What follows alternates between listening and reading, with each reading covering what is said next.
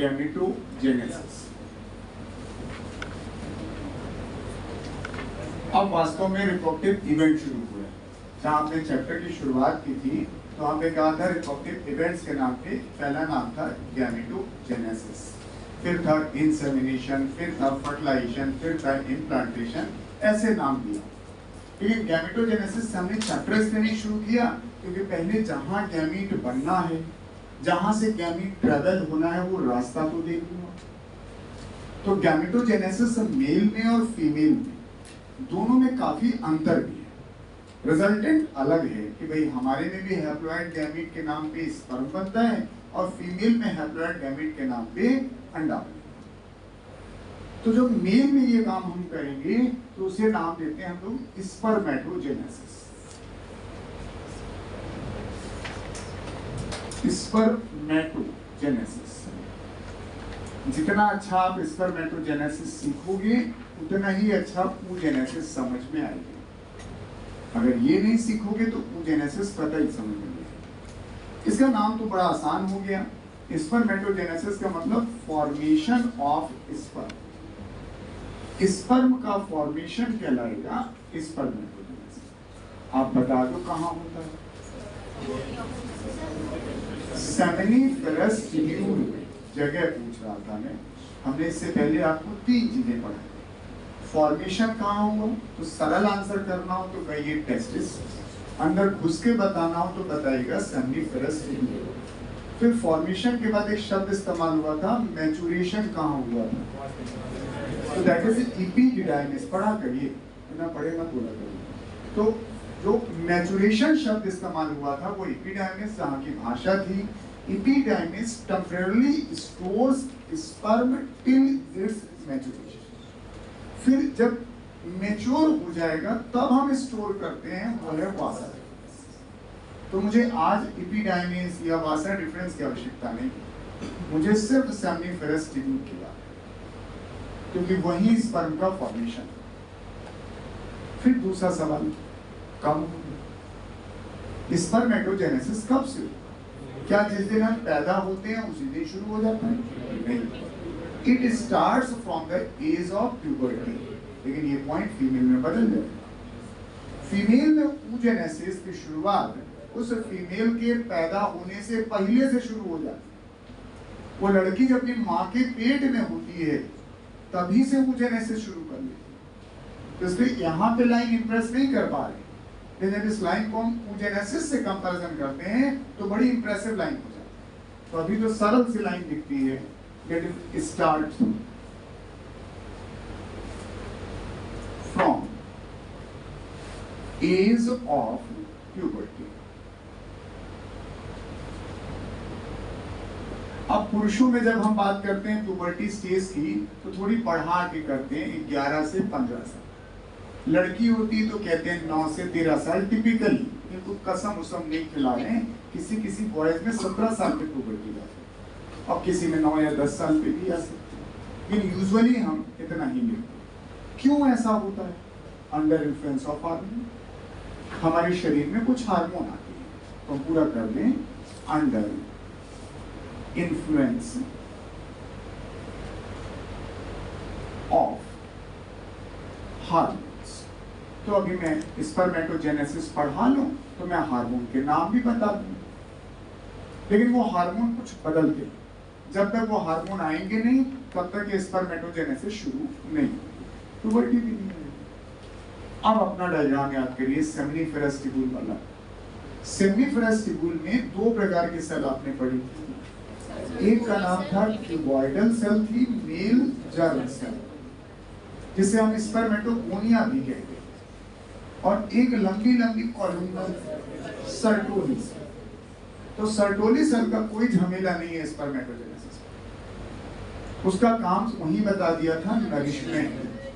जो स्पर्म बन रहा होगा उनको भैया दाना पानी दे देते हैं, नर्स सेल। जो बनाने वाली सेल का नाम था वो थी स्पर्म, वहीं से शुरू करें। तो ये रही हमारे पास स्पर्मेटोगोनिया।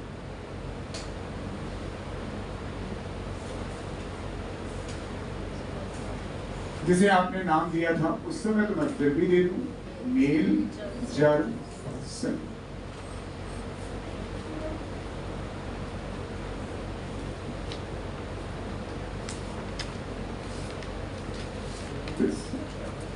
आप प्यूबर्टी का वेट कर लीजिए। जब प्यूबर्टी आएगी तो ऑब्वियस है कुछ हार्मोन आएंगे, मैं हार्मोन नाम नहीं बता। तो प्यूबर्टी स्टेज में जो भी स्पर्मेटोगोनिया होंगे वो माइटोसिस करना शुरू करें और आप लोग सेल साइकिल लगभग खत्म होने के कगार पे पहुंच गए, ऐसा हमने सुना है ना? आप देखिए थोड़ी ना कह रहे हैं 12वीं क्लास की बात करें, वहां आपने माइटोसिस पढ़ा होगा और एक मियोसिस पढ़ा, तो ये पूछते तो कहते हैं हमने पढ़ा ही नहीं, 12वीं में नहीं पढ़े हो, हमें उतना नहीं चाहिए जितना आपको सर पढ़ा है, तो बहुत डिटेल में पढ़ाएंगे, मेरे को एक प्रयोजन से चाहिए। जब माइटोसिस हम करते हैं तो हमारी एक पैरेंट सेल जो है वो डिवाइड होकर 2 डॉटर सेल बनाती है ऐसे। तो ये कोई बड़ी बात नहीं है, डिवीजन है ही, लेकिन विचित्र और आसान बात ये है कि भैया क्रोमोसोम नंबर किसी तरीके से वही रहेगा, जो है वही रहेगा, उसमें कोई बदलाव नहीं। अब मियोसिस जब करते हैं, मियोसिस भैया 2 स्टेप की होती है। एक कहलाता है मियोसिस 1 या फर्स्ट मियोटिक डिवीजन और दूसरा कहलाता है मियोसिस 2। यानी ये 2 स्टेप में हो पाती है, एक स्टेप में नहीं। तो पहले स्टेप में क्या होता है, ये हमारे पैरेंट सेल ये भैया डिवाइड हो जाते हैं और 2 सेल बना लेते हैं। डिवीजन का मतलब ही वे 2 तो बनाओगे, लेकिन एक इनके साथ अलग हो जाती है बात, इनका जो क्रोमोसोम नंबर 2n था भाई के पास nn ही रहेगा, क्रोमोसोम नंबर आधा हो जाता है मियोसिस, इसीलिए इसको रिडक्शन डिवीजन की है। जितना बोल रहा हूं इतना आपको पक्का पता होगा, ये मत कहेगा नहीं पता, खाली मैं गूगल करवा रहा हूं कि आप कह दो कि पता है। फर्स्ट मियोटिक डिवीजन जो है वो रिडक्शन डिवीजन कहलाता है क्योंकि क्रोमोसोम नंबर हाफ, लेकिन अभी मियोसिस नहीं पूरा, ये आगे बढ़ते हैं। जो यहाँ पर सेल्स थी आपके पास, ये लोग सेकेंड मियोटिक डिवीजन करते हैं और पुनः डिवाइड कर जाते हैं, ये फिर से डिवाइड करते हैं और यस ये बना। लेकिन इस सेकेंड मियोटिक डिवीजन के दौरान अब पुनः क्रोमोसोम नंबर आधी नहीं हो जी भाई, इनके पेरेंट तो यही रहे, तो दादाजी हैं, तो दादाजी को नहीं देखना है, इनके पेरेंट ये हैं, तो जो पेरेंट में क्रोमोसोम नंबर है वही यहाँ रहेगा। तो अगर कंप्लीट मियोसिस की बात की जाए तो आपके पास कुल 4 डॉटर सेल मिलती हैं, 2 स्टेप में होती हैं और चारों के क्रोमोसोम नंबर अपने दादाजी 2 स्टेप में है ना, तो दादाजी के क्रोमोसोम नंबर की आधी होता है, लेकिन ये आधी पहले ही हो गई थी पहले स्टेप। ये समझ में मुझे यही दोनों शब्द चाहिए, क्लियर है ना? सर प्यूबर्टी स्टेज में जब स्पर्मेटोगोनिया एक्टिवेट हो जाती है तो हार्मोन्स आते हैं, इनको पुशअप कर देते हैं, शुरू हो जाओ। अब ये धनाधन डिवीजन करना शुरू, दैट इज सेवरल। इस सेवरल का मतलब अनगिनत, सेवरल माइटोटिक डिवीजन, खूब सारे माइटोटिक डिवीजन करते हैं, जितना आप कल्पना कर सकते हैं उतनी करा करते ही रहते हैं, और बहुत बड़ी संख्या में स्पर्मेटोगोनिया बन जाएगा, तो बना दे बहुत बड़ी संख्या में स्पर्मेटोगोनिया।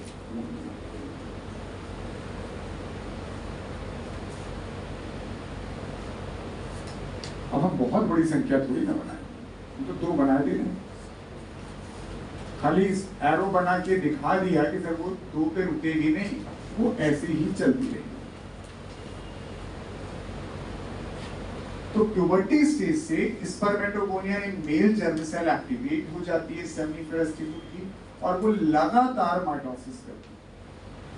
अब माइटोसिस करने के बाद जैसे स्पर्मेटोगोनिया बनती हैं, तो कुछ स्पर्मेटोगोनिया पूरी जिंदगी माइटोसिस करती है,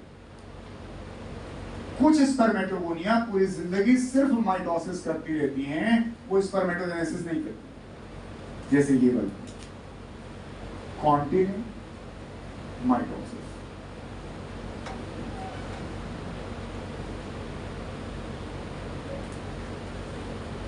और फिर स्पर्मेटोगोनिया बना।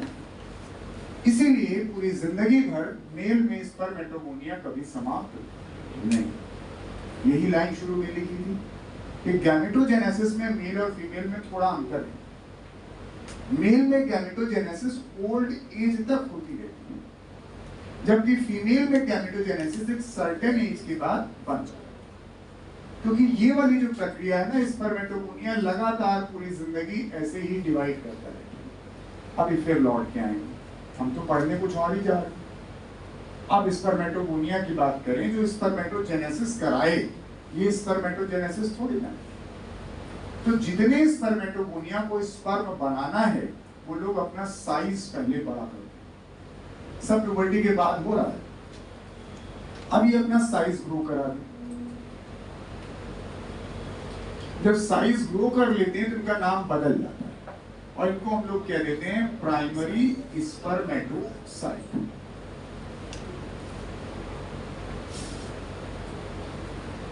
लेकिन सर ये जरूर ध्यान रखिएगा कि रास्ते में ग्रोथ हुई।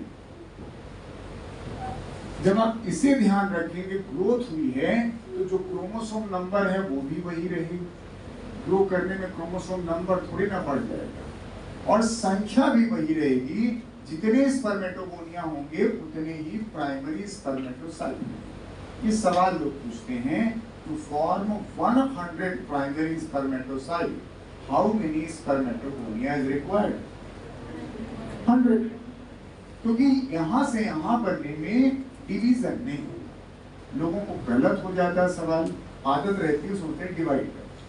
तो डिवाइड नहीं करना है, और कोई आपको डराए तो आप उसको साइज बता देना।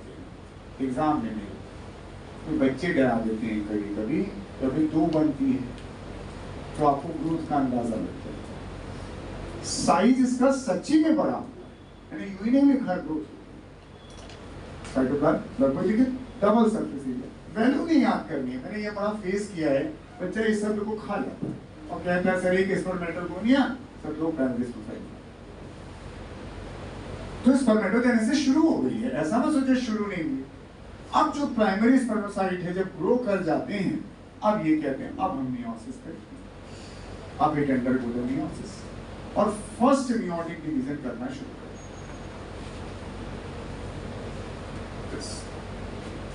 और जब फर्स्ट मियोटिक डिवीजन करते हैं तो 2 बनते हैं, सेकेंडरी स्पर्मेटोसाइट।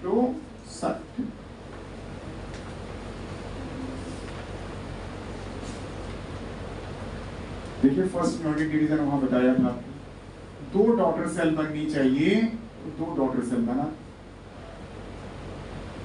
ये कहलाता है फर्स्ट मियोटिक डिवीजन।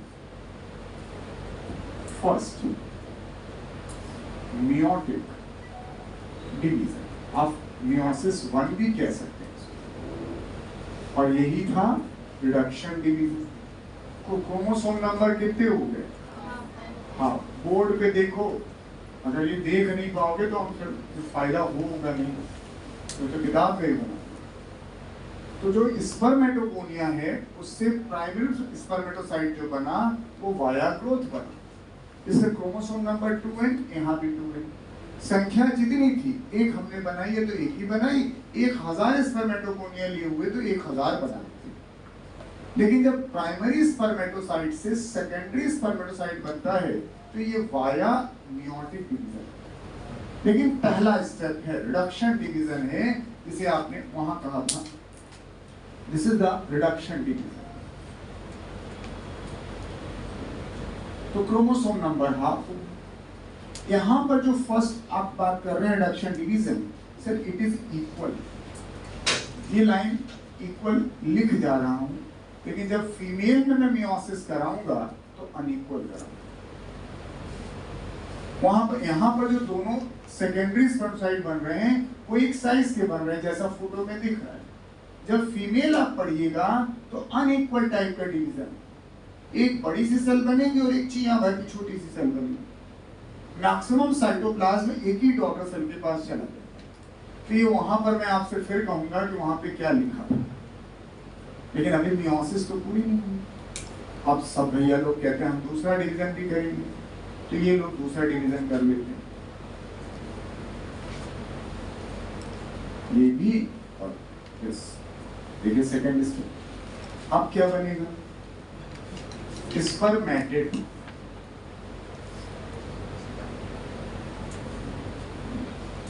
स्पर्मेटेड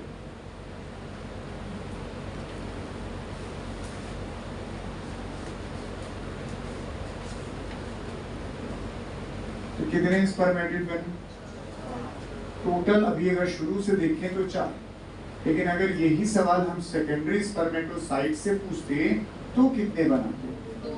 तब तो 2 ही बनाते ना। ये कहलाया हमारा second meiotic division.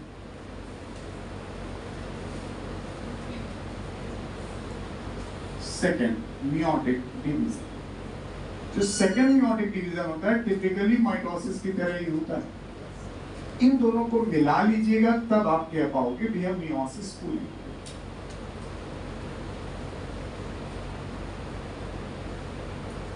Chromosome number बता दीजिए। N N N N N जी। अभी स्पर्मेटोजेनेसिस नहीं हुई, लेकिन हमने अपने स्टेप पूरे किए। स्पर्मेटोगोनिया जितनी भी थी ग्रो करके प्राइमरी स्पर्मोसाइट बनेगी, लेकिन फर्स्ट मियोटिक डिवीजन के बाद ये डबल नंबर ऑफ सेकेंडरी स्पर्मोसाइट बनेगी, लेकिन क्रोमोसोम नंबर आगे बचेगा। फिर सेकेंडरी स्पर्मोसाइट, फिर again the double number of spermatid बनेगा। क्रोमोसोम नंबर जो सेकेंडरी स्पर्मोसाइट के थे वही इनके लिए। इस सवाल को आसान कर लो। If you have 20 spermatogonia, 20 spermatogonia है, how many secondary spermatocyte can be form?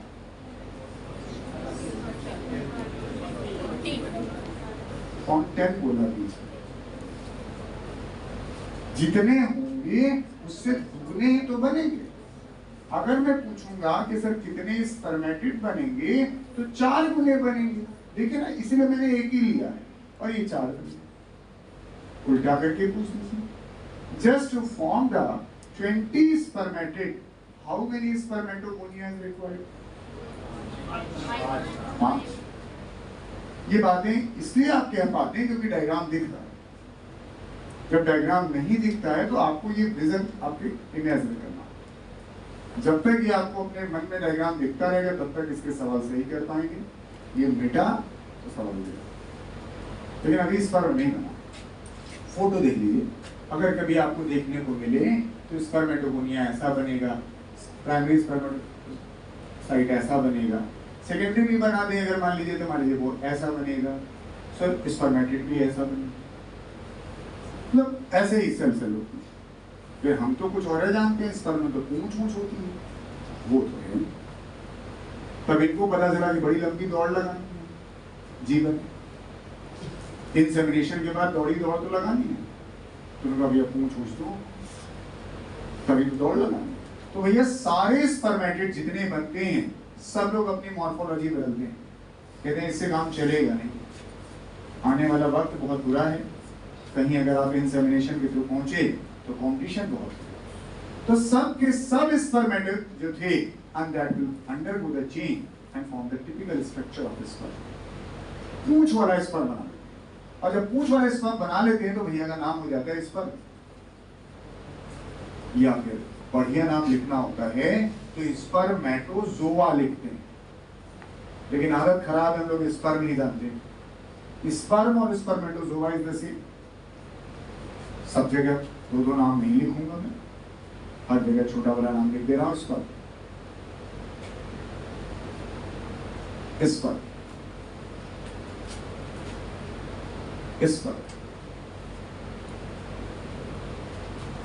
ये जो स्पर्मेटिड से स्पर्मेटोजोआ बनने की प्रक्रिया है, it is known as sperm नियोजेनेसिस।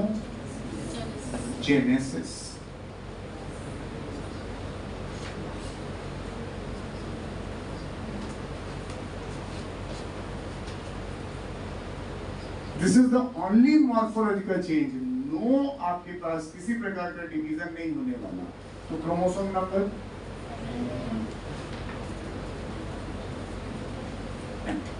and now this complete step is known as an spermatogenesis।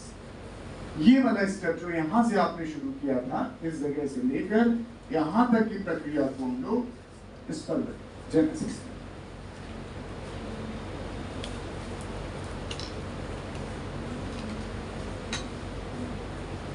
यानी spermiogenesis is a one part of spermatogenesis, उसी का एक हिस्सा है। नाम भी आसान है, स्पर्मेटिड नहीं, स्पर्म का बनना, स्पर्मेटोजोआ का बनना। एक कंफ्यूजन कभी कभी कुछ कमजोर बच्चों में दिखता है, वो स्पर्मेटोजोआ और स्पर्मेटोगोनिया को अदर कर देते हैं, गोनिया नीचे पहुंचा देते हैं, जोआ ऊपर पहुंचा देते हैं, ऐसा भी देखा है। तो आपने स्पर्मेटोगोनिया, इसी को आप स्पर्म मदर सेल कहते हैं, ये स्पर्म की अम्मा है, इसी ने बनाया। जैसे एगो मदर सेल होती है, वैसे स्पर्म मदर सेल भी तो है। तो यहां से यहां, लेकिन ये सारा काम जो आप कर पा रहे हैं, that is from the age of puberty, इसके पहले नहीं कर सकते। इसकी शुरुआत ही होती है फ्रॉम प्यूबर्टी से। ये अभी लिख रहे हैं, अभी आपको मतलब अच्छा नहीं लगेगा। जब आप फीमेल में oogenesis पढ़ेंगे तो लाइनें आपको फिर अलग लगेंगी, क्योंकि वहां तो हम लिखेंगे बिफोर द बर्थ। यहाँ हमने बिफोर बर्थ कुछ बात ही नहीं की, पैदा होने के बाद कोई बात नहीं की, चाइल्डहुड में कोई बात नहीं की, खाली प्यूबर्टी पे आगे बात की। अब जैसे सपोज करिए हमारे पास एक स्पर्मेटोगोनिया था फॉर एग्जांपल, अब एक स्पर्मेटोगोनिया डिवाइड करके दो स्पर्मेटोगोनिया आज 19 तारीख, फिर अब ये स्पर्मेटोगोनिया 19 तारीख को निकल लिया आगे बढ़, ये बेचारा रहेंगे। अब इसने संध्या को क्या किया, एक बार डिवाइड करके दो स्पर्मेटोगोनिया बना दी और बना के फिर इनको दे दिया, कहा जाओ कि कल पे बनाना, तो 20 तारीख को फिर बना दिया। फिर 20 तारीख को निकल गया तो उसने फिर शाम को 20 को सोचा है, वहां तो खत्म हो गया, कल क्या बनेगा 21 को, फिर इसने डिवाइड किया और एक स्पर्मेटोगोनिया बना के दे दी। समझ पा रहे? This is the reason why the spermatogenesis occurs in the old age of man। जितने स्पर्मेटोगोनिया आपके आगे बढ़ जा रहे हैं, इस कमी को वो पूरा कर दे रहा है ना बार बार।